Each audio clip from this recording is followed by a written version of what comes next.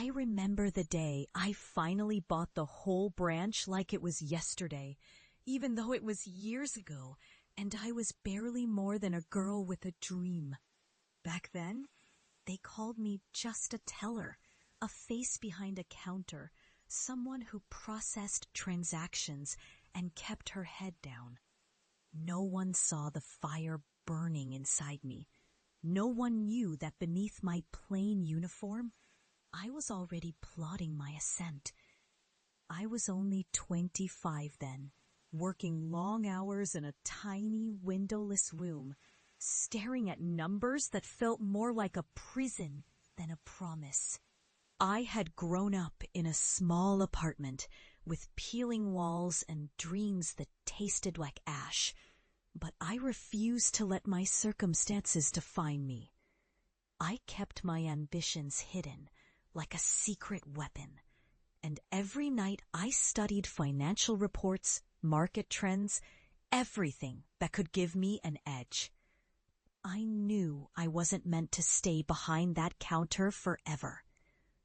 I watched the senior managers, the executives, those who had what I wanted: power, respect, influence, and I learned their weaknesses.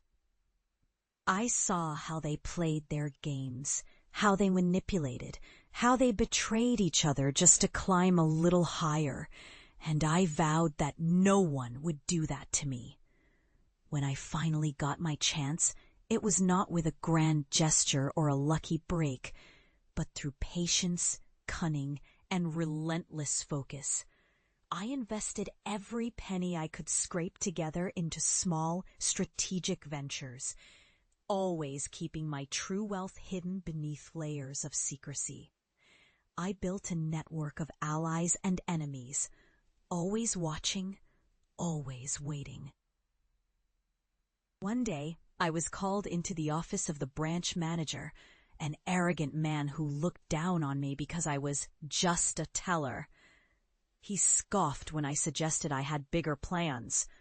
He laughed and told me to stick to my job, that I'd never get past the glass ceiling. That was the day I realized that if I wanted justice, I'd have to take it myself. I made my move quietly, secretly buying out the shares of the branch one by one, using shell companies and offshore accounts that no one suspected. The more they underestimated me, the more I played my hand. When the moment was right, I gathered my allies, our eyes set on the prize, and I bought the entire branch. The day I signed the papers, the look on that manager's face was worth more than any stock profit. I had gone from a nobody, a girl called just a teller, to the owner of the entire operation. That victory wasn't just about money. It was about proving that no one could hold me down, not even the people who thought I was invisible.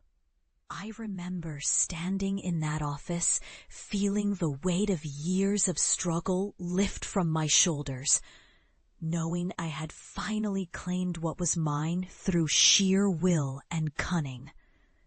That day, I learned that the greatest power lies in patience, in silence, and in never letting anyone see your true strength until it's time to strike. If you love Helena's journey, like and subscribe to join her next chapter, because this is just the beginning, and I promise you, my story of turning shadows into gold has only just begun.